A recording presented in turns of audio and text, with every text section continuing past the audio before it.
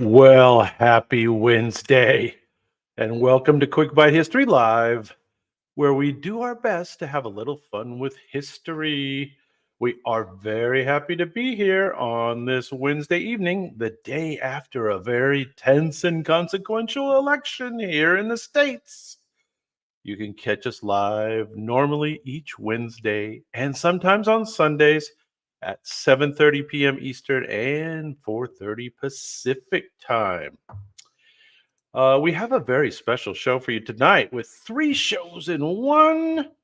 We can watch our robots paint, you listen to my clues, and you make your guesses, and we uncover the 20 top comedy sitcom TV shows of all time, as selected by our robots. Then test your world conspiracy knowledge with 20 famous individuals known as the global elite. And if you stick around, we do have a bonus round or two available later on. So now do please check in if you haven't checked in so far. That's where you give your answers. Hey, Arena. Hey, Jan. What's going on, guys? You ready to go? I'll fire up that first round of robots and we'll get going. Bum, bum. Here we go. So y'all know the rules. Robots paint, you guessed. I give some clues along the way. They tend to start off a little easy and they get a little harder over time. Now again, we're doing 20 top comedy sitcom TV shows of all time. So these might be a little more challenging to get from the picture, so pay attention to the clues. This workplace is located in Scranton, Pennsylvania. Paper sales drive the plot of the series. The documentary crew follows daily life at Dunder Mifflin. Who knows? I think somebody might know this one. Hey, what's going on? Yana's in the house. Hey, we're doing top 20 sitcoms of all time. Michael Scott leads this branch with questionable management techniques. Anybody know the name of the show? Or some of the actors? What the heck? Whatever you can give me. That's What She Said became this show's recurring catchphrase. Who knows the answer? What show is this? And again, you know, the robots do the best they can, but when we're depicting shows, a lot of times the clues are more important than the picture. So pay attention to both the picture and the clues. Anybody know this one? This is The Office. The Office, number 20 on our list. This mockumentary style series revolutionized American workplace comedy. There you go. And it launched Steve Carell's career. Steve Carell. Anyway, next up. So this might be hard for our non-British. Is Stuart in the house? If Stuart's here, I bet he knows this one. Maybe there's some other Brits here with us. British comedy where each season takes place in a different historical era. Hey, Brenda. What's going on? A cunning servant named Baldric appears throughout. We're doing sitcoms, but this one's kind of hard because it's a British humor, a British show. The main character's schemes always end in disaster. Rowan Atkinson plays the scheming protagonist. There he is. Cool picture. Cool hat. All right. Am I right? Anybody have any idea? Any guess? Can anybody Google it? Popular British TV show with Rowan Atkinson. That would be the way to get it. Anybody know this?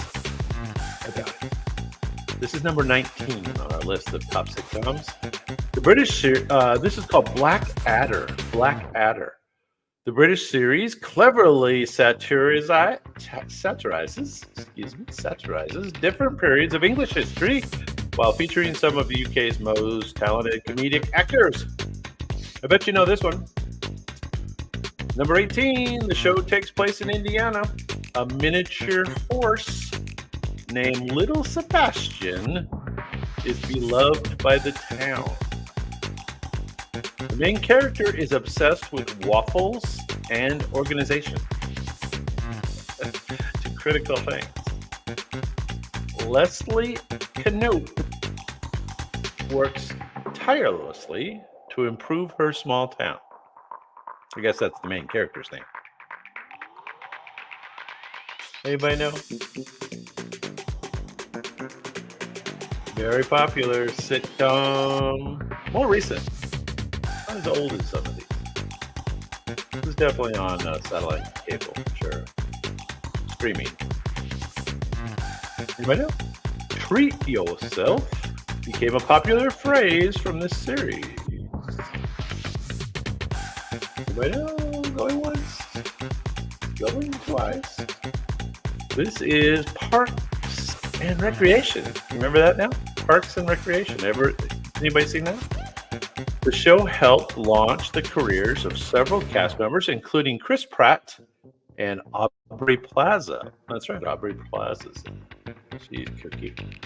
All right. I bet you know this one. I really do. The theme song speaks of escaping your troubles.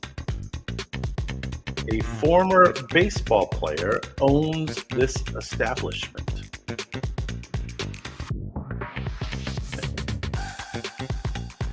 Listen to the clues. Don't just go by the picture. A mailman and a psychiatrist are regular patrons. Who knows this show? Sam and Diane's romance anchors the early seasons. Who knows this show? Anybody? It was only on for like 20 years. Surely you saw it once. Where everybody knows your name is the show's tagline. Where does everybody know your name? What's the name of the bar and also the name of the show? Anybody know? Cheers! Cheers, of course. This Boston-based series ran for 11 seasons and spawned one of television's most successful spin-offs. Lots of spin-offs from that. All right, hopefully you remember this next one. It's a little more obscure, but the robots picked it to be on their list of top sitcoms. Listen to the clues. A frozen banana stand holds family secrets. This is actually a really good one. A narrator provides ongoing commentary. The Bluth Company faces legal troubles. There you go, Brenda. You got the last one. Anybody remember this show? The Bluth Company faces legal troubles. There's always money in the banana stand. That's the saying of the old father, right? The jail or whatever. There's always money in the banana stand. The wealthy family loses everything in the pilot episode. Bummer. Anybody remember this show? Very funny. Jason Bateman is the lead, and lots of other great actors. This is Arrested Development. If you have never seen that show, you need to watch it.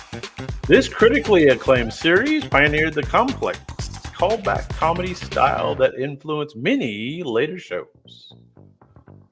All right, now I have to admit, I don't think I ever watched this next show, but apparently it's a very big sitcom, at least in the robot world. Maybe you guys have seen this one. The series takes place in the 99th precinct. If you never saw Arrested Development, look that one up.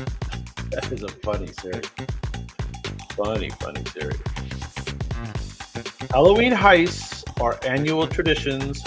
Cool is a character's catchphrase.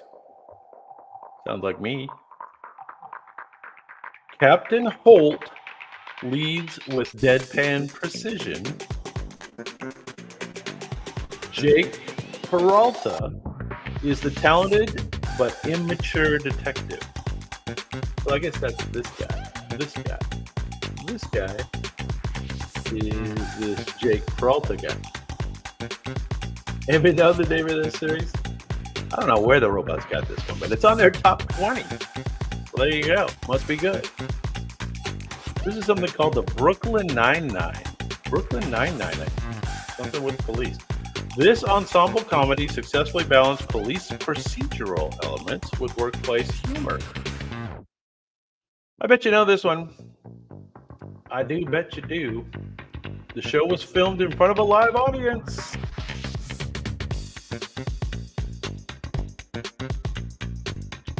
Vitametamatchin becomes a memorable product. Vitametagammin. Vitametagammin. I should have practiced how to say that. Becomes a memorable product. A Cuban band leader appears as a main character. I think you saw this sometime. I think everybody should know this one. Who is that? Who is that? The chocolate factory scene is iconic. I watched that over and over again, where there's a conveyor belt and her and her neighbor got hired on to work on the conveyor belt at the candy factory. You remember that? And they can't keep up. They start eating the chocolate because they can't get them turned around. Lucy Ricardo. Yes, indeed, this is I Love Lucy. This groundbreaking series set the standard for situational comedy and was one of the first to use multiple cameras. There's a little bit of trivia for you. Next up. You'll know this series. I think the picture's a little tough because we're trying to show a few characters here.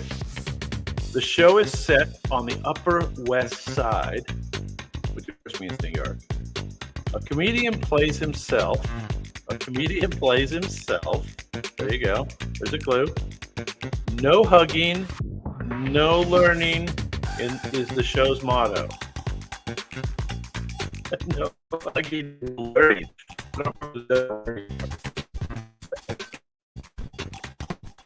These four friends are often called terrible people. I'm not sure I remember that completely.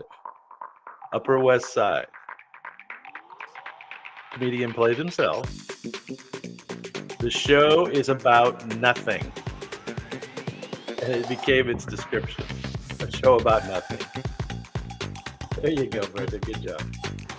That's right. The show about nothing. Seinfeld. Many years. Seinfeld.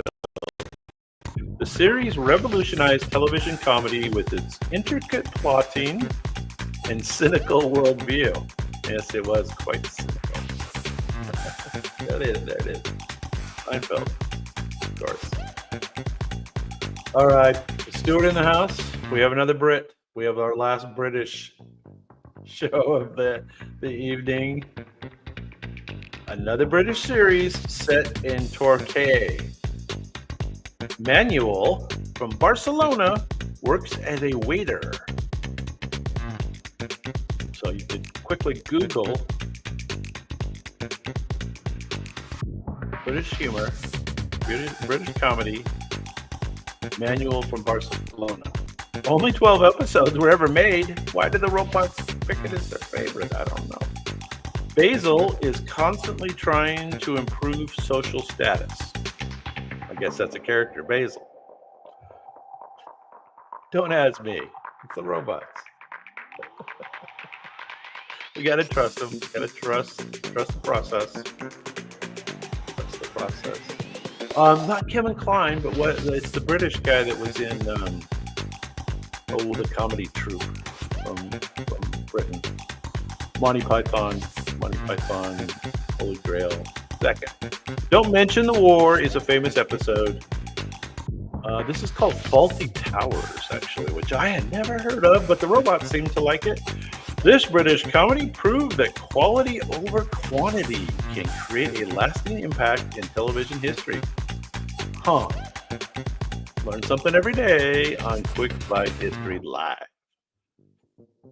Now, I bet you know this one. And again, the pictures makes it a little hard because it's an ensemble cast. So the faces are small, so the clues are important. The show ran longer than the actual war it depicted. There's a good clue.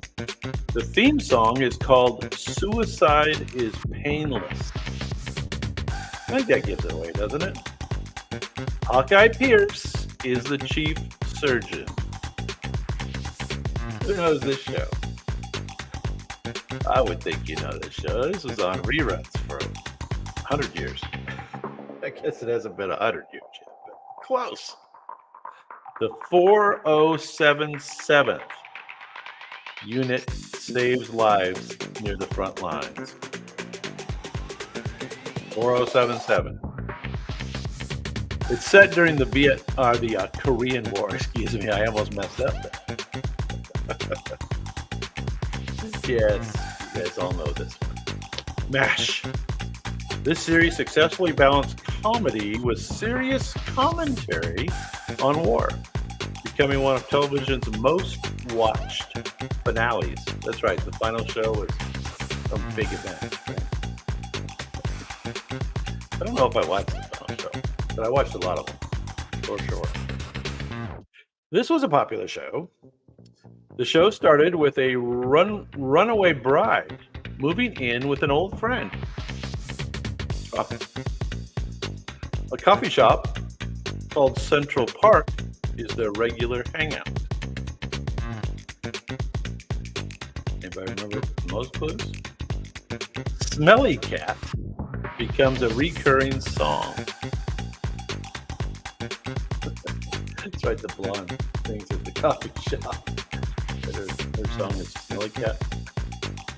The 6 main characters live in impossibly large New York City apartments. That's right. So the sets, are wide and wide open. And everybody that lives in New York says, this isn't real. What you doing becomes Joey's signature pickup line. Who knows what this series was? Again, on for 100 years, 100 years of reruns. You know this one.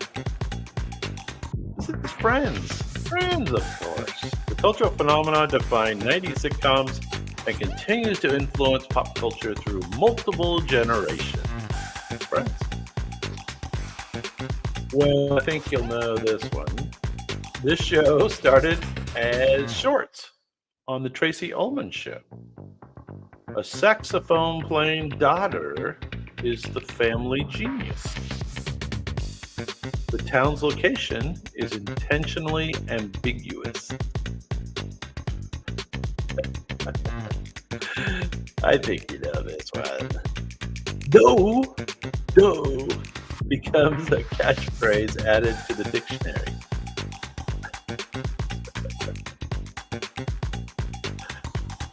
Homer works at a nuclear power plant. I think you know the name of this show. This was the first big animated one in prime time and primetime comedy kind of thing, right? I think so. Anyway, they're still on, aren't they? I don't know. That's South Park, I'm thinking of. It's The Simpsons, of course. This is The Simpsons. The animated series holds the record for longest running scripted primetime television series in history. Oh. I guess the key was that scripted television show. There you go. Let's see if you know this next one. This is getting a little more current now. I've watched this, but only on second runs, probably. 3 interconnected families are followed in documentary style. A former football player runs a closet company. That must be the dad. Gloria is significantly younger than her older husband. The wife's younger. Oh, that must be the other family. Gets confusing already. Cam and Mitchell are groundbreaking characters. Okay, if you say so. Anybody know the name of the show or any of the actors? I'll take anything. Phil Dunphy considers himself a cool dad. Anybody know the name of this show? Still on, I think, isn't it? Oh no. 3 interconnected families. Phil Dunphy considers himself a cool dad. Well, the robots liked it, and it's called Modern Family. Modern Family, the series, won 5 consecutive Emmy Awards for Outstanding Comedy Series, showcasing evolving family dynamics in America. All right. This is another more contemporary comedy sitcom. The series opens with a genius physicist getting a new neighbor.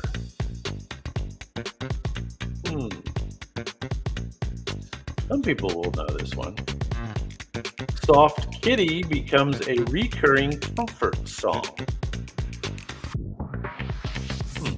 Don't know that one. They must have been copying Friends. Characters frequently eat takeout in apartment 4A. Didn't have Uber Eats yet, or whatever all those other ones are. Dine and Dash. No, that's something else, right? Dine and Dash is not a delivery service. Sheldon has a specific spot on the couch, and Bazinga becomes a catchphrase. Yeah, Sheldon, that's right. But what's the name of the series? Who knows the name of the series? Anybody know? Anybody know? Going once, going twice. It is The Big Bang Theory. The Big Bang Theory. The show brought nerd culture into the mainstream. There you go. Let's go back in time a little more, and I bet you know this one. Robots. I'm surprised the robots like this one. The show is set in Miami. Cheesecake is often eaten during the late night conversations. Late night conversations around the kitchen table, you remember? Picture it. Sicily precedes many stories. I don't remember that, but I guess the old lady used to say that. Huh? 4 older women share a house and their lives. What's the name of the show? Or who knows the actors? North Beach. Never heard of it. I don't know what you're talking about. That sounds niche.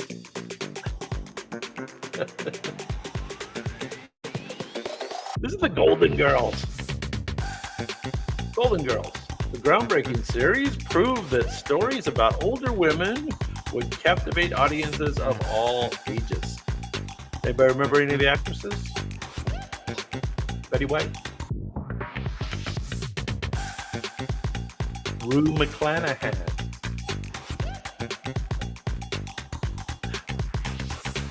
Golden Girls. All right, you should know the next one as well. A radio psychiatrist moves back to his hometown. His father's tattered recliner clashes with his elegant decor. I guess I remember that. Eddie the dog stares constantly at the main character. Niles pines for his brother's housekeeper. That's right. There was a romantic element to this series. So you're answering questions I'm not asking, but that's great. This is where it is. It was in Seattle, correct? What's the name of the show? That was good. You're going deep. Who knows? The name of the show, or how about the actors? We know those. I'm listening is a catchphrase from his radio show. That's right. They had sequences where it was people calling in to the show, right? Funny. This is Frasier, of course. Frasier. This sophisticated spin-off matched its parent show Cheers in quality and success. Guess how many Emmys that show won? Frasier. 37 Emmys. Whoa. All right, this is a newer one. I doubt if you guys are going to get this, but it is current. The story is told as flashbacks to the narrator's children. That sounds weird. McLaren's Pub is the regular hangout. The pineapple incident remains unsolved. The blue French horn is a recurring symbol. I don't know any of these things. I don't know why the robots picked it. I don't know. I never watched it. Did you guys watch this? Oh, you know it. Passerby. Glad you passed by. We're very happy that we have someone that knows this show. Very good. Barney's catchphrase is, "It's going to be legendary." That's right. This is How I Met Your Mother. How I Met Your Mother. The series reinvented narrative structure in sitcoms. With its complex timeline and unreliable narrator. Unreliable narrator? That sounds weird. Well, good job, Passerby. I'm glad you had that one. We're down to our top three sitcoms according to the robots. Here's number three. The main character lives across the street from his parents.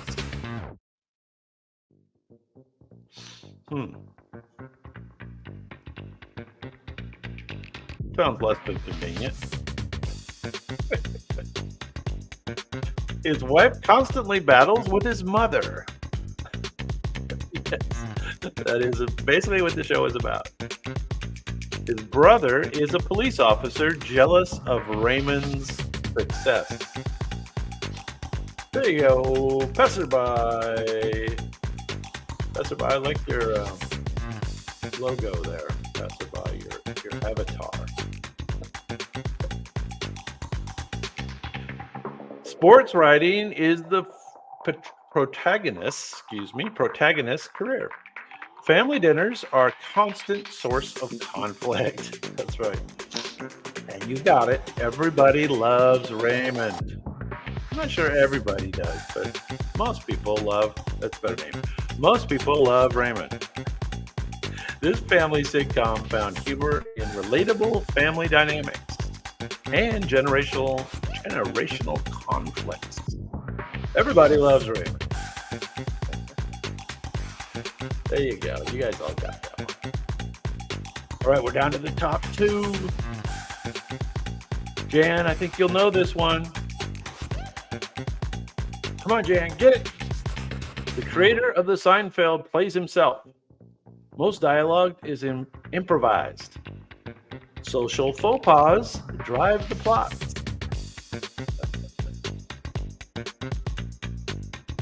The robots think this is a good series.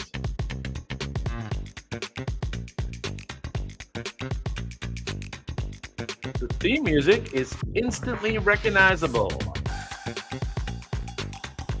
The catchphrase is great. Pretty good. I don't think I said that properly, but pretty good is the catchphrase. It's not Seinfeld, but it's kind of a spin-off of Seinfeld, although this is the guy who created the Seinfeld show too. But this is his show. And it became very popular. Won lots of awards. What's the name of it? What's Larry David, of course, but what's the name of the show? Sorry, David. Yeah, but what's the show? What's the show? Last chance. Curb Your Enthusiasm. Curb Your Enthusiasm. The largely improvised series pushed the boundaries of cringe comedy and social observation. Cringe comedy. I like that term. All right. And according to the robots, the #1 sitcom in history. The main character is a single woman working in TV news. The show is set in Minneapolis. I think you all know this one. Throwing her hat in the air becomes an iconic image. I think you know this show. There were lots of spin-offs from this show. Lots of spin-offs. Her boss, Lou Grant, is the gruffly supportive.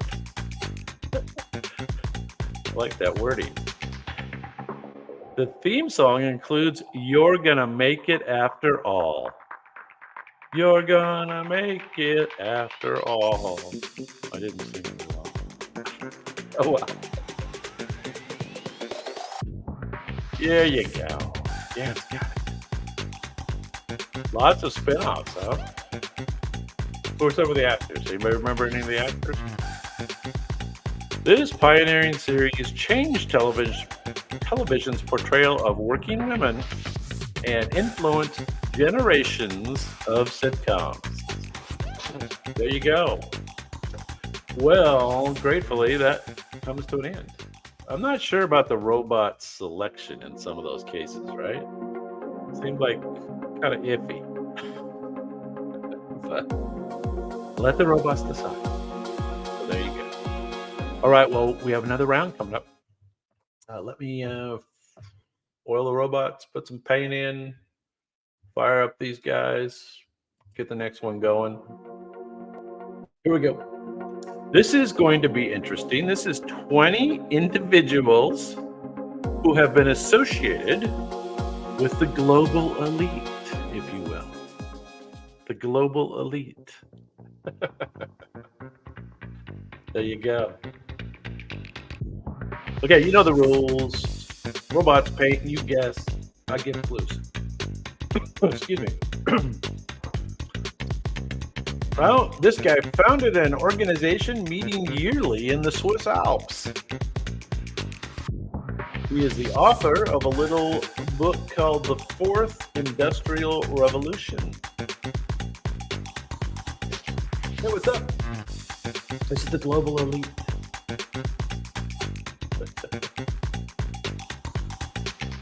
I was going to do the Epstein list, but I thought YouTube might not like the Epstein list. So I've done the global elite. This is not Mr. Rockefeller, although save that answer. This is a German engineer turned economist. He's led major global economic forums since 1971. He's like the organizer of the Davos thing, right? Founder and executive chairman of the WEF. That's the right. Yeah, that's right. You got it. Nadao. Hey, Brad, what's going on? Everybody's in the house. This is the global elite. And this is Mr. Klaus Schwab, number 20 on our list. His influence in shaping global economic policy and corporate governance has made him a central figure in international affairs. Next up, this gentleman started his career at First Boston Investment Bank. He founded his company in 1988. And here's the key clue. He manages over $9 trillion in assets.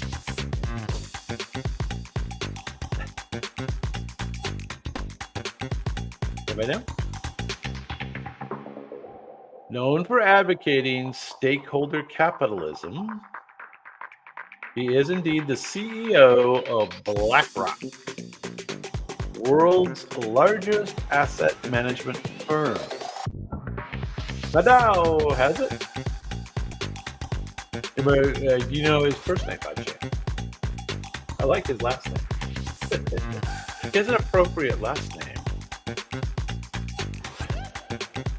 Yes, indeed, this is Mr. Larry Fink, CEO of BlackRock. His company's extraordinary influence over global financial markets has earned him the nickname the most powerful man in Wall Street. Isn't it on Wall Street? Just to be technical, I think it should be on Wall Street. Yeah. I think you'll recognize this next guy, although we do have a kind of an old photo of him working here for the robotic paint. This guy won a Nobel Peace Prize despite controversy. He developed the policy of détente with the Soviet Union. This is the détente guy. He served under 2 U.S. presidents. He was the architect of 1970s era foreign policy.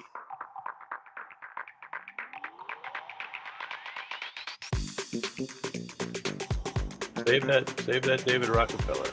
Coming up. He was the former U.S. Secretary of State known for shuttle diplomacy. Yes, you've got it. Madao.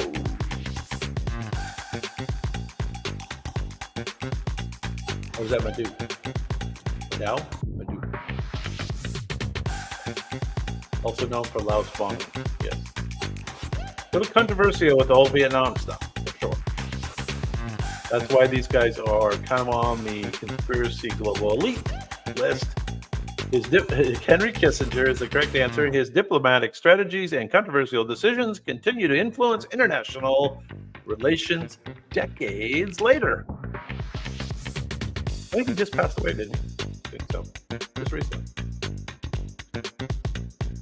Madou.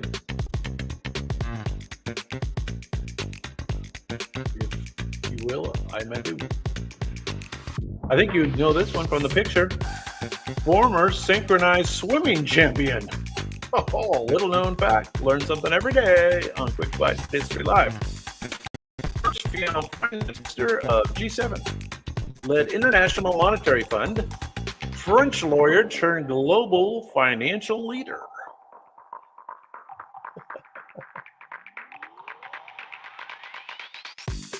Yes, I'm trying to match my avatar. What do you think? Am I getting close? Talk about the hair.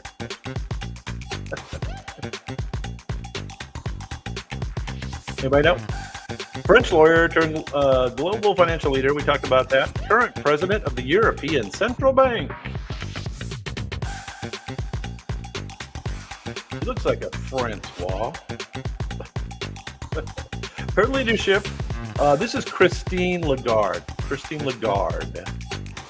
Her leadership during multiple global financial crises has established her as one of the most influential figures in international finance. I'm not sure that's a positive thing that you're known for your leadership during 2 global financial crises. It doesn't sound good.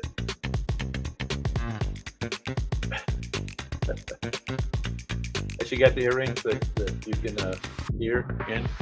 Those didn't work out for Pamela too well. We'll stay away from that though. We won't go there.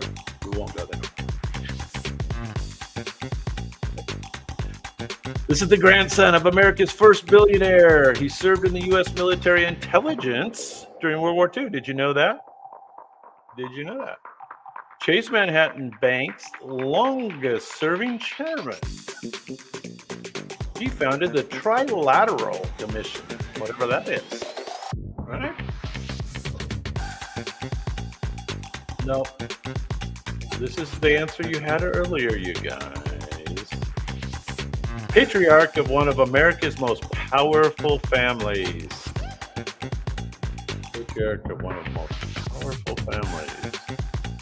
Grandson of America's first billionaire. That's right, this is David Rockefeller. You guys had it earlier. His combination of banking power, political influence, and philanthropic activities shaped global institutions throughout the 20th century. All right, let's go to a little bit younger dude. That's about as old as you can get, right? But still get a photo of you. That's right, you guys had it. You guys had it there at the end. This guy co-founded a major online payment system. He's an early investor in Facebook, Stanford graduate, and chess master. I think he's also a major spook. As an aside, that fits the conspiracy theory element of our show. Silicon Valley's most prominent conservative. I don't know if he's really a conservative. Influential venture capitalist and PayPal co-founder. No, this is not, although it kind of looks like both of them. It kind of looks like Zuck, and it kind of looks like Sergey. This is the other guy. This is more Elon.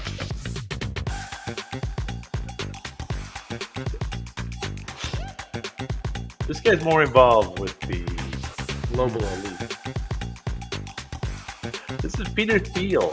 Peter Thiel, his contrarian views and strategic investments have made him a unique bridge between tech innovation and political influence. I think you'll know these next guys. Survived Nazi occupation in Hungary. Made billions betting against the British pound. That's where he made his big money, right? That's where the money first came from. Fortunately, the robots aren't painting his face very clearly. They got his son pretty clearly, though.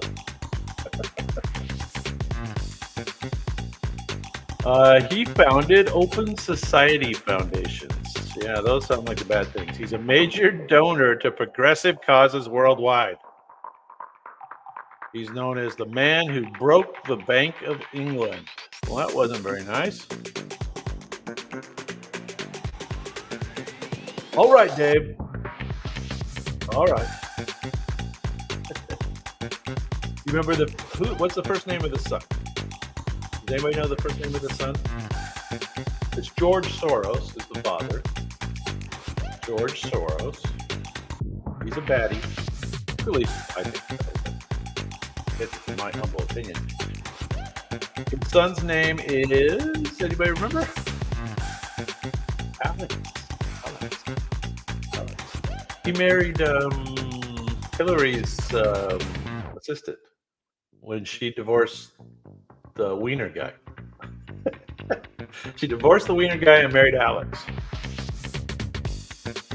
You know, I just got a X post from this gal congratulating Mr. Trump on his victory, but it sounded a little hollow. She studied at the London School of Economics. She is the mother of 7 children. Wow. Former German defense minister. First female leader in her current role. And she's actually the president of the European Commission.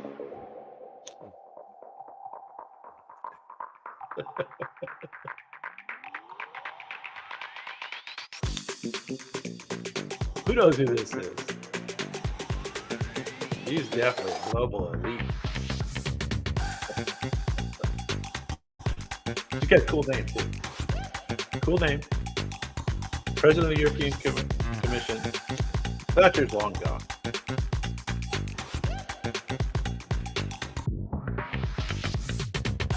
I'm always in a good mood during my show. Always am. Ursula von der Leyen. Ursula. This is Ursula. This is who they based the Disney character on. Her leadership during Brexit and COVID-19 crisis. There you go. That's where she earned her spot in my global elite. She was a leader during Brexit and COVID-19. I bet you know this guy. Former investment banker, youngest person to hold his current position. created his own political movement. He married his former high school teacher. Well, there you go. French. Crazy. Excuse me.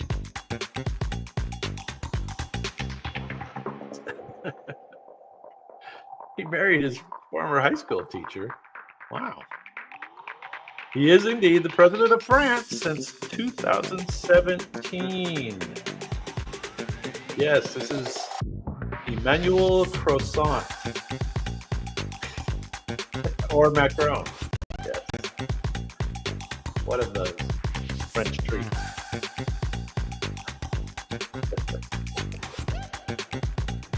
Stuart's in the house. Stuart, you missed the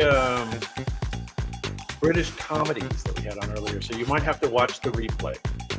We had the British comedies, and you would have been the only one to know them. Number 11. Member of a famous banking dynasty. Chairman of RIT Capital Partners. I'll add a clue that his last name is kind of synonymous with global elite. He's a major art collector and preservationist.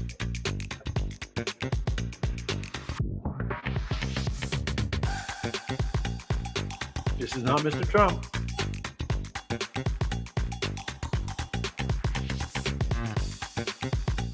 He expanded family interests beyond banking. All good guesses.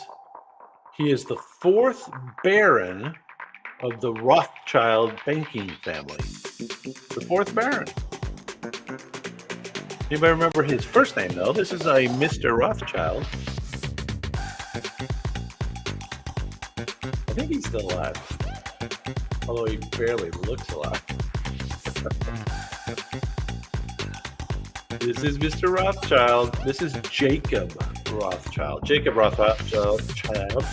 His family's centuries-old banking legacy continues to influence global financial systems through his modern business ventures. Number 10. This guy's got a normal name. That's probably your best clue. He's a former ice hockey player. He's in the global elite. He is the governor of two major central banks. He is a UN special envoy for climate action. That sounds like a global elite. Anybody know who this is? He's an advocate for sustainable finance. What's that? Sustainable finance. What's that?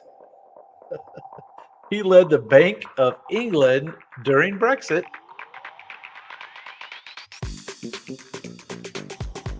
Oh, you're talking about former hockey players. Yeah, Jaeger, Marco, Gretzky. Right. But no. Anybody know? Going once, going twice. This is Mr. Mark Carney, and I didn't know that. His expertise in both finance and climate policy has made him a leading voice in sustainable economic development. That's a term we're going to have to look up later. I bet you know this gal. She trained as a quantum chemist. Wow. Known as Mutti or Mutti. I don't speak good German. To her nation. Is it Mutti or Mutti? She served as chancellor for 16 years.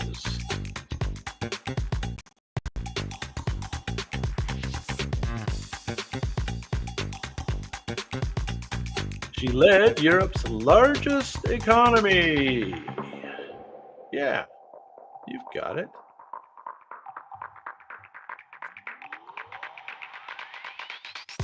Stewart's got it spelled correctly.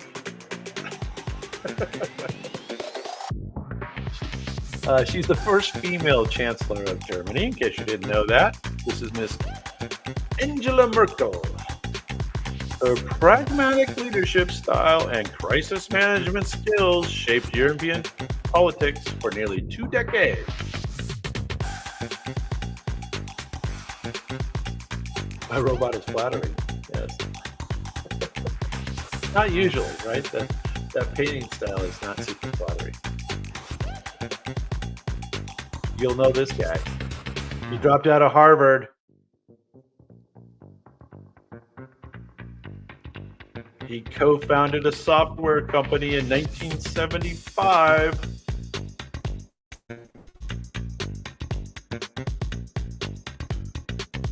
He created the largest private foundation.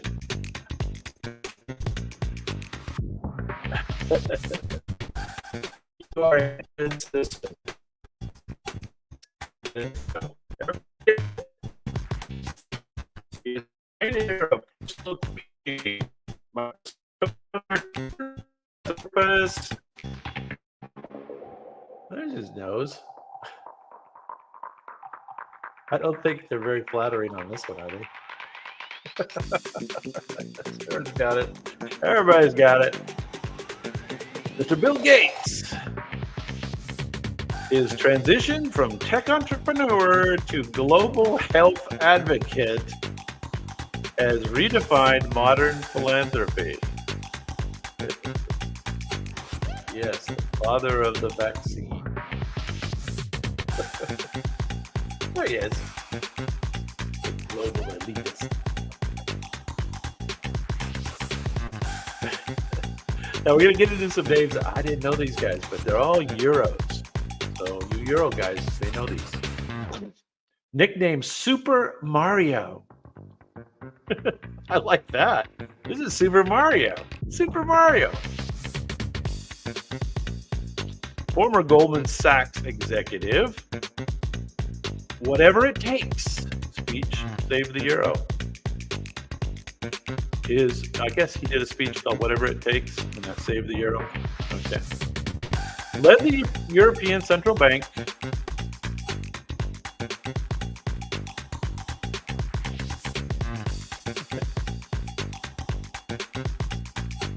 Yeah, Bill's kind of got the man boobs going, right? That's his least complimentary feature. He served as the Italian Prime Minister. Who knows who this is? Anybody know?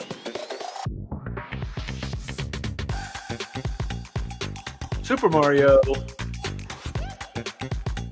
But you know his first name. This is Mario Draghi.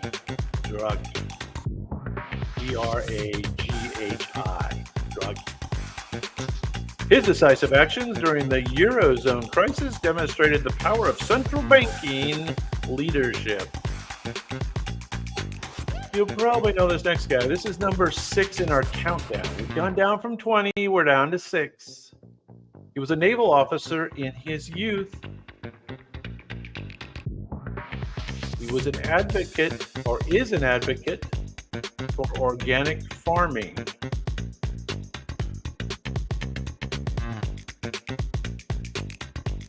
He created the Prince's Trust charity.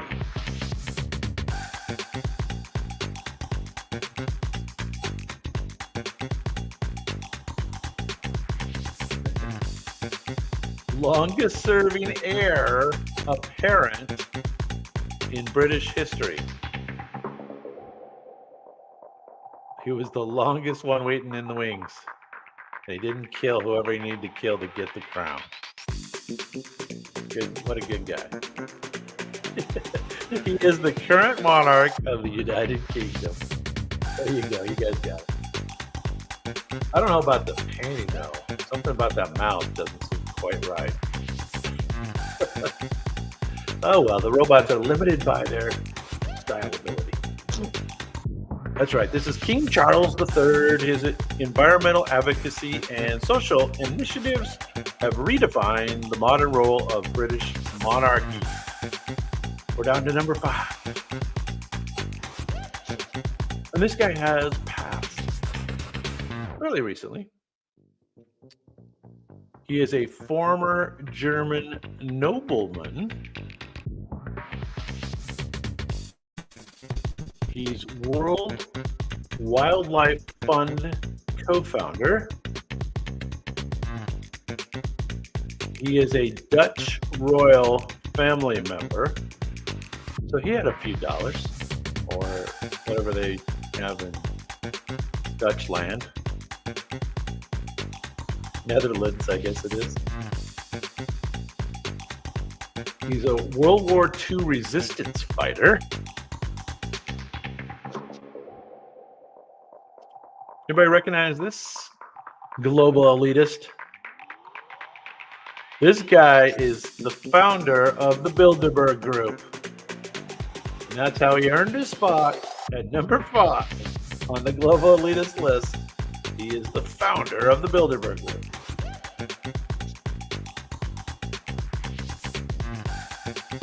Yeah, this guy was in Sound of Music. No. This is Prince Bernhard. Prince Bernhard. His creation of influential international networks shaped post-war cooperation between Europe and North America. All right, I'm going to tell you, I didn't know this guy. I didn't know this guy's name. I recognized him. But he's all the way up at number 4 on this global elitist list. So there must be a reason. He's the grandson of Gianni Agnelli. I don't know who that is either. Took control of Fiat at age 28. This guy was in charge at the age of 28. How about that? Chairman of Stellantis. Stellantis. I don't know what that is. Sounds very elitist. He is the leader of Agnelli Industrial Dynasty. Must be a big company in Europe, huh? Anybody know who this guy is? He kind of looks like that American guy that was the head of treasury under Obama. CEO of Exor Investment Company. CEO of Exor Investment Company. So it sounds like he owns a bunch of companies. Kind of like Euro Elon. But he doesn't do rockets. His leadership, this is John Elkann. John Elkann. Kind of an American sounding name. His leadership continues his family's century-long influence over European industry. This is number 3. This guy's nicknamed Super Mario too.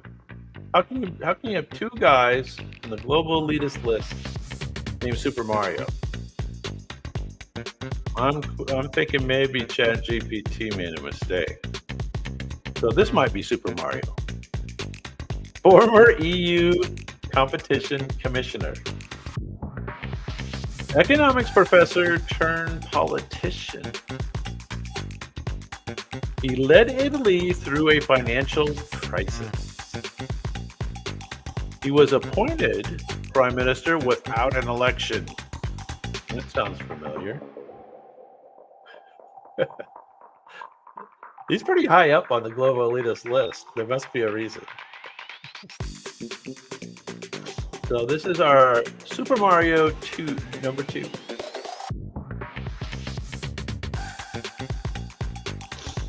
This guy's name is Mario Monti. Mario Monti. His technocratic leadership during Italy's debt crisis exemplified the power of unelected economic experts. Oh, okay. Robots don't like it. They got him number 3. Number 2. Economics PhD from Bonn. He was Angela Merkel's economic advisor. youngest Buddha Bundesbank. Am I saying that right? Bundesbank president. Bundesbank president.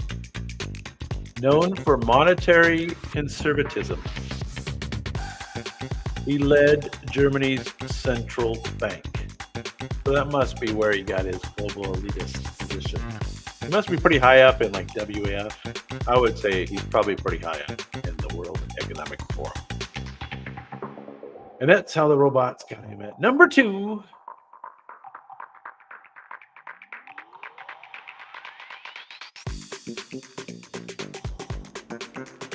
These are kind of hard ones, no doubt. This is Mr. Jens Weidmann. Jens Weidmann, or Weidmann. Jens Weidmann. Sounds like he's German. His orthodox approach to monetary policy significantly influenced European economic policy during the crucial years. This is kind of funny. The robots told me that they've added this one again for emphasis. So making his second appearance on the top 20 list, and according to the robots, he's both number 20 and number 1. He has a PhD in economic engineering. He's a professor at the University of Geneva. He coined the phrase Fourth Industrial Revolution. He created something called stakeholder capitalism. And he is the founder of the annual Davos gathering. Mr. Davos qualifies as number 1 on our robots global elite list. I think you guys know he's making his second appearance on our list. Yes, indeed, this is Mr. Klaus Schwab. Again, for emphasis, his vision of global cooperation and technological transformation has shaped how world leaders approach contemporary challenges. Well, it was kind of fun. I don't know if you guys thought it was fun, but it was kind of hard, and it was kind of fun. Global elite. We'll try to do some offbeat categories once in a while like that. So hopefully you like that. Anyway, we got bonus rounds, so stick around. I'll fire up the bonus rounds, and we'll get rolling.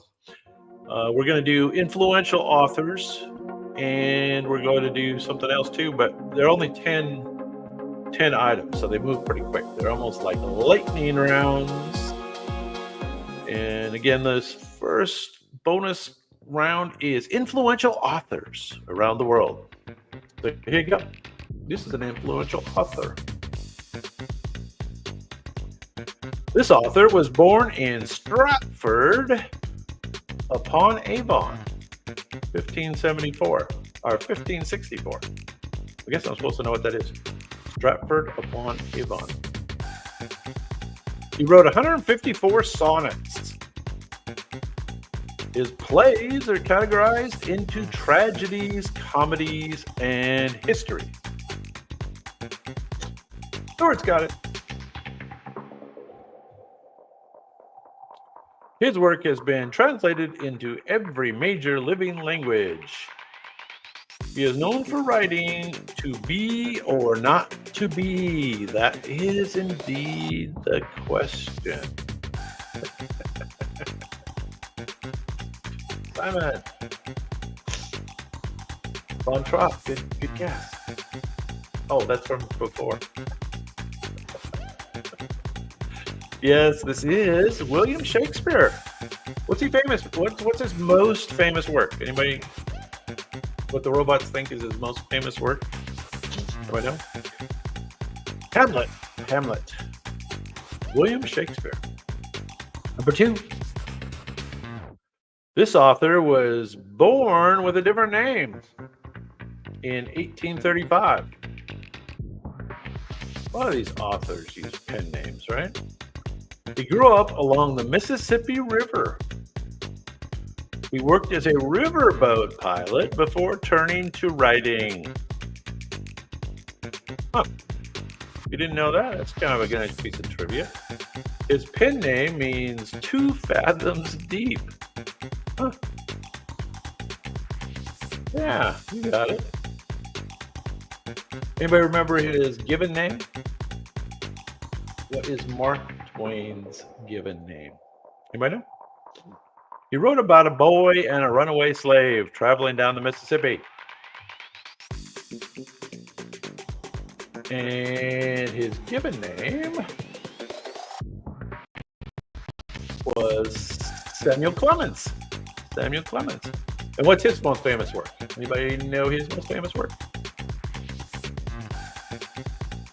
Mark Twain is often referred to as the father of American literature. There you go. Huckleberry Finn. The Adventures of Huckleberry Finn was his most famous, I think. Okay, Brits. This author was born in Hampshire, England in 1775. She published her works anonymously. They were very scandalous, I imagine. Scandalous. Her novels often critique British landed gentry. Is British landed gentry, does that mean like people who own land? Is that what that means? British landed gentry. She never married. A spinster, if you will. Although if you're a professional writer, are you also a spinster, or does that negate that? Maybe. She wrote about Elizabeth Bennet and Mr. Darcy. Oh, you guys know who this is.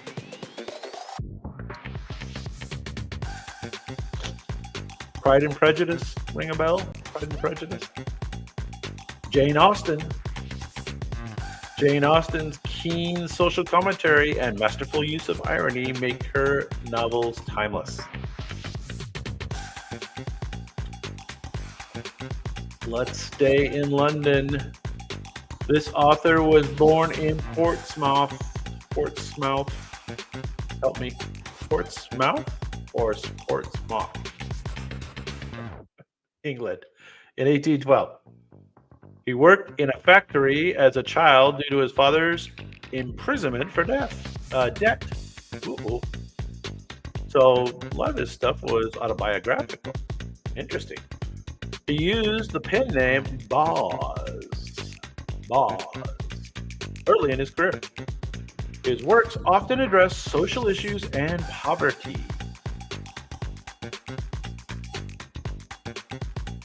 Yes, of course. I think it looks like him. At least the pictures I've seen of him. Not bad. He wrote, "It was the best of times, it was the worst of times." There you go. Charles Dickens. Charles Dickens is known for creating some of the world's best-known fictional characters and is regarded as the greatest novelist of the Victorian era. There you go. Let's talk about Russia. This author was born in Moscow, Russia in 1821. He was arrested and sentenced to death, only to be reprieved at the last moment. That was fortunate.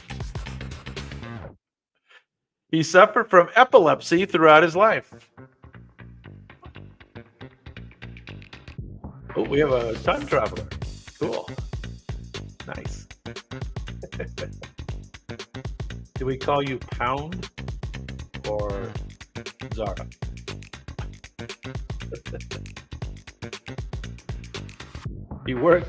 His works explore psychology and existentialism. Existentialism. There you go.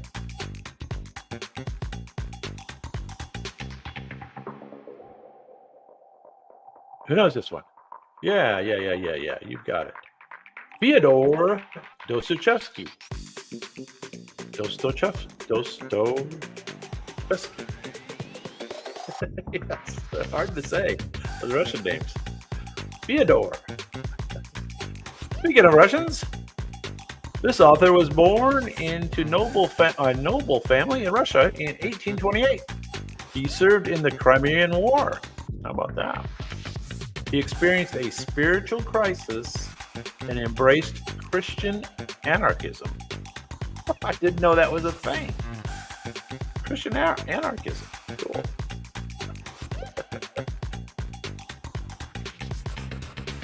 His novels often delve into Russian society and morality. Who knows this one? He wrote about the Napoleonic Wars and Russian aristocracy. And he has a very famous work that almost everybody's read, I think.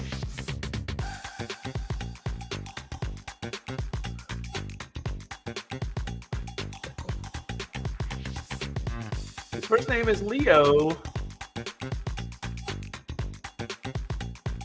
This is Mr. Leo Tolstoy, famous for a little book called War and Peace, using little book loosely. Also, Anna Karenina. Right? Karenina.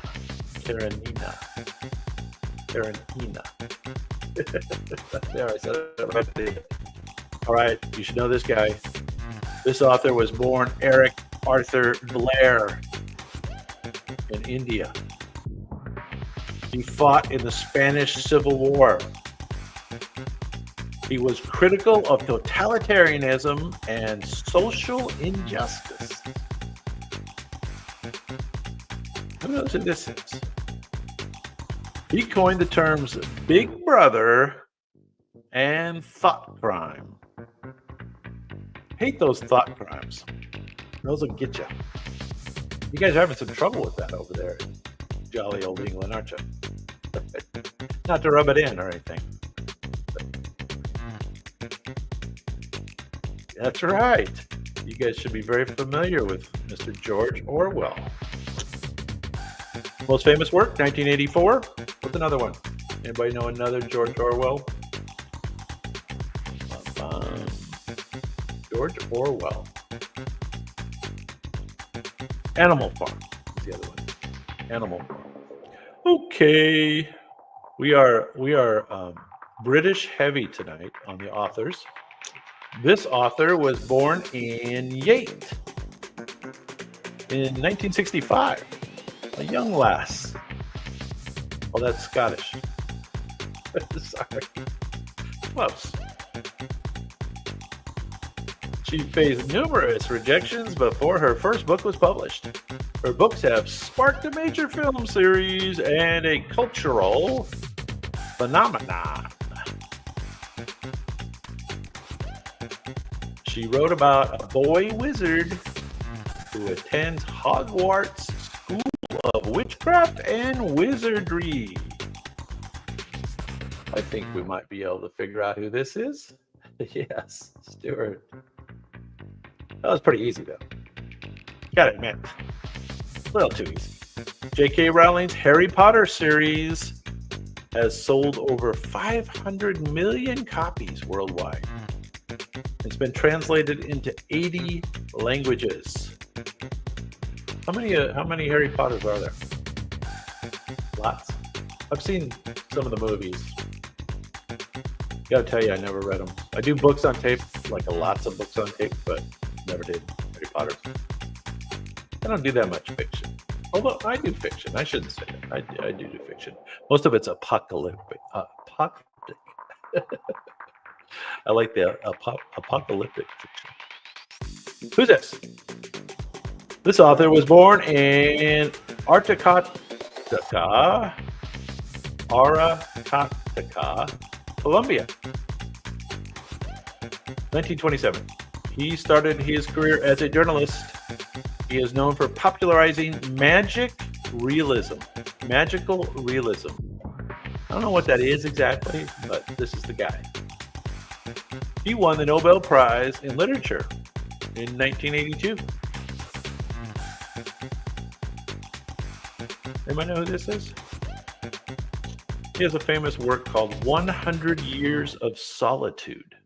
It's a long time. From Columbia, Nobel Prize laureate, 100 Years of Solitude, Mr. Gabriel Garcia Marquez. 3 names, that's cool. Gabriel Garcia Marquez. Okay, last one, number 10 in our authors category. I think you'll know this guy. This is my favorite author, actually, as far as fiction goes. Although he writes nonfiction, kind of.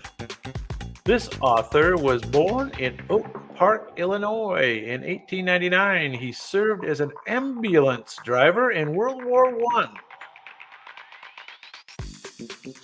He was part of the lost generation of writers. I love all those books that cover that subject of all the expats that were hanging out in Paris and partying together. Hemingway and F. Scott Fitzgerald and his wife Zelda. She was really wild, and I don't know who else. There were a bunch of other guys, right? That were artists, and writers that would hang out together in Paris. I love all that stuff. That's pretty cool. He had a distinct, terse writing style, which I do like that too. He wrote about an old fisherman and a giant marlin. And you guys know who it is, and that looks just like him. The robots nailed that one. Mr. Ernest Hemingway. Ernest Hemingway. Apparently, some people, or the robots, think his most famous work is The Old Man and the Sea. Anyway, that was kind of fun. So, authors, it was very British heavy, I thought. But I guess that's okay. There were a lot of British writers. A lot of famous British writers. So there you go. But I do like Hemingway. I love the bullfighting one. What's the Sun Also Rises? That's a cool story too. Cool story. Oh, we're doing 10 iconic figures from the 1960s. This person was born in Brookline, Massachusetts in 1917. He served in the Navy during World War II. He authored Profiles in Courage, winning a Pulitzer Prize. And again, the category is iconic figures from the 1960s. He was involved, I'd say, in the Cuban Missile Crisis. Yes, he was very involved. He was the 35th President of the United States. That is correct. That is completely correct. John F. Kennedy. John F. Kennedy's presidency is often remembered for his inspirational speeches and his tragic assassination in 1963. That's one thing that Trump has promised to release is all the stuff on the JFK murder or assassination. Excuse me. So that'll be interesting. We got that to look forward to. Number 2. This person was born in Atlanta, Georgia. Not too far from me. 1929. Atlanta is our transit airport. So about a 2-hour drive from Atlanta. He was a Baptist minister. He led the Montgomery bus boycott. He delivered the famous I Have a Dream speech. Yeah, you got it, sir.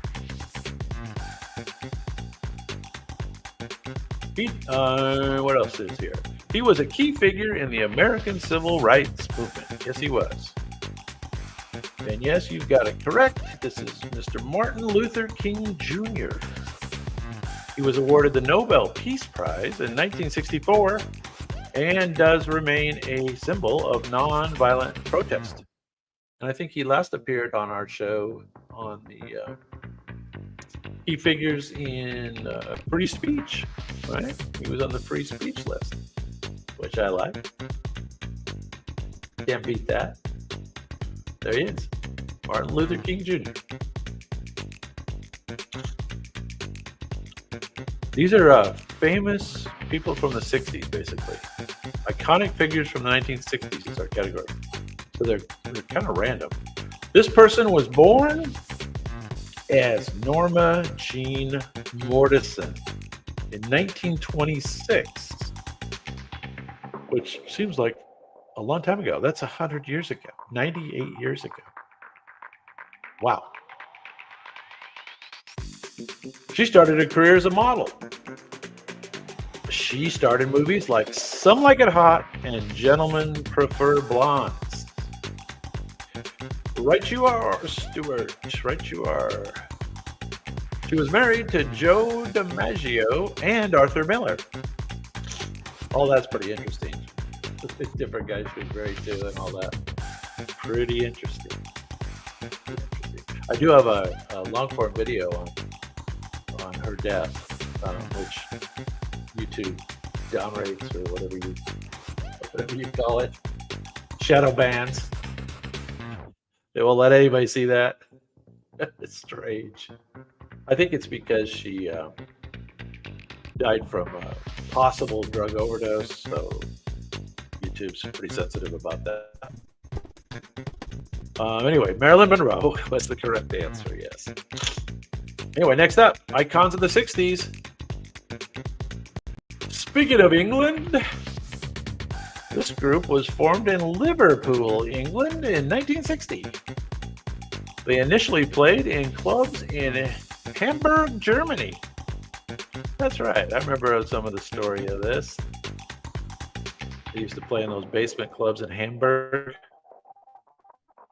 Correct, you are. That's a hard name. That's a hard name to say. We're just going to call you Strange. But you are correct. They recorded Hey Jude and Let It Be. They are considered the most influential band in the history of rock music. The Beatles revolutionized music and culture in the 1960s, and their legacy continues to influence artists today. And it's kind of a motley 1970s style picture of a modern. Oh, Madame. Got it. I can see it's short for that now. I was trying to pronounce it phonetically and having some trouble. Madame. Sorry, Madame. Next up on icons from the 60s. This person was born as, in other words, his original name was Cassius Clay in Louisville, Kentucky in 1942. He won a gold medal in boxing at the 1960 Olympics. Correct you are, Stuart. He was known for his phrase, float like a butterfly and sting like a bee. I did used to love it when he'd say that. And then he'd do his little shuffle dance in the ring, right? Real fast with his feet. Float like a butterfly and sting like a bee. He became a 3-time world heavyweight champion. Mr. Muhammad Ali is celebrated for his boxing prowess and his activism outside of the ring. He passed a little bit ago, right? A few years ago. He lived for a long time with, what was it, Parkinson's? Very tough. Madame Ali. Oh, no. I got that wrong. You know, I have to glance at the comments.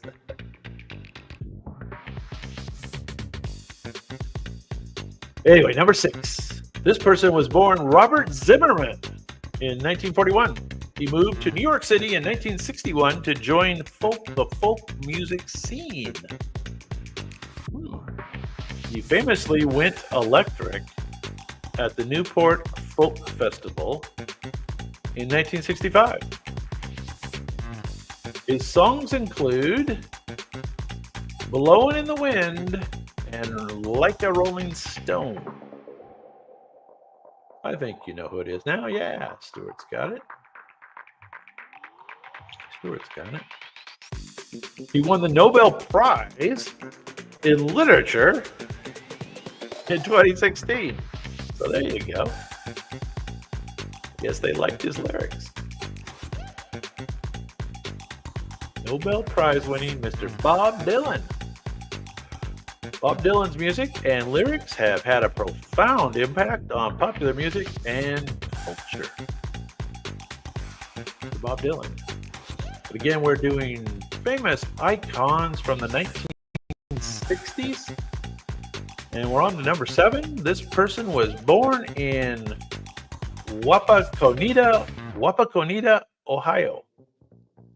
Sounds like a native name, perhaps. Wapakoneta, Ohio, in 1930. He served as a naval aviator during the Korean War, and he joined NASA in 1962. Famous icons of the 60s. He commanded the Apollo 11 mission. There's the giveaway clue. Yes. And here's the real giveaway clue. He was the first human to walk on the moon. And if you didn't know that, now you do, and you learn something every day on Quick Bite History Live. Mr. Neil Armstrong, his famous words upon stepping onto the lunar surface, that's one small step for man and one giant leap for mankind, are etched in history. Yes, they are. Famous words for sure.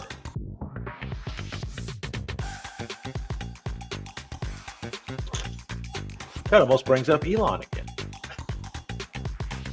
Can you tell I'm kind of a fan of Elon?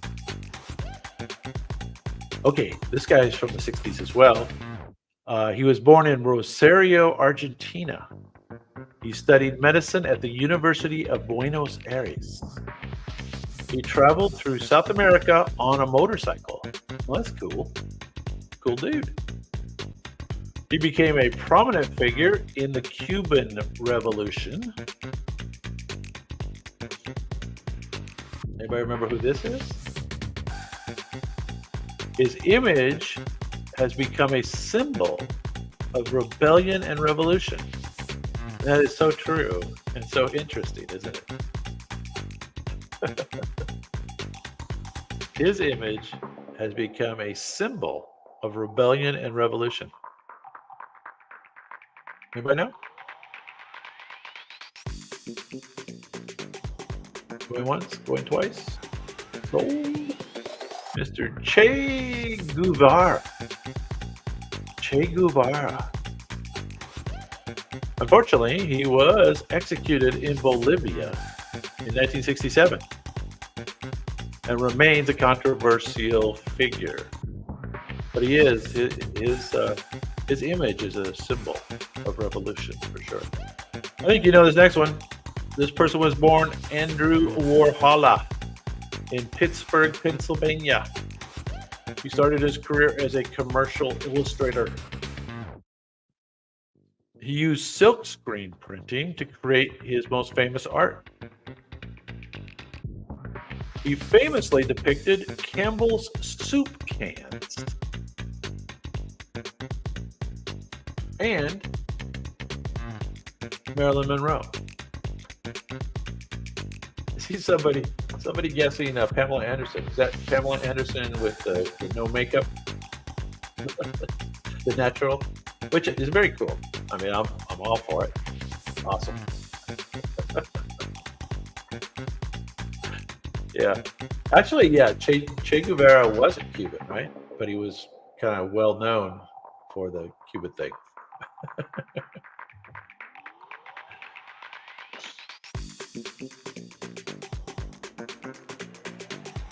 That's right. This is Mr. Andy Warhol. Andy Warhol's work explored the relationship between artistic expression, culture, and advertisement. And yeah, his other famous work was the Marilyn Monroe, right? The 4-panel Marilyn. All right, last one of the evening, guys. Here we go. Icons of the 60s. This person was born Johnny Allen blank in Seattle, Washington in 1942. He served as a paratrooper in the 101st Airborne. So if you didn't know that, you've learned something new. He moved to London in 1966, where his career took off. He played an iconic rendition of the Star Spangled Banner at Woodstock. If you haven't seen that, it is incredible. I used to go to that midnight showing of Woodstock when I was in college. Let's see, we're talking about 1977, 1978, somewhere right in there. It used to be a thing that you would do. Go and see the movie Woodstock at the midnight showing. Might have a drink or two first, or something. That's correct, Mr. Jimi Hendrix. Jimi Hendrix's innovative guitar playing has influenced countless musicians, and he remains an iconic figure in rock music. Well, once again, everybody, thank you so much for hanging out with me. I do appreciate it. Check out my channel if you get a chance. You know, you can watch a lot of these on long form if you like them. You can go back and play them all again. So anyway, thanks again. I'll let you go for the evening, and I'll say goodnight. Take it easy. Have a good one.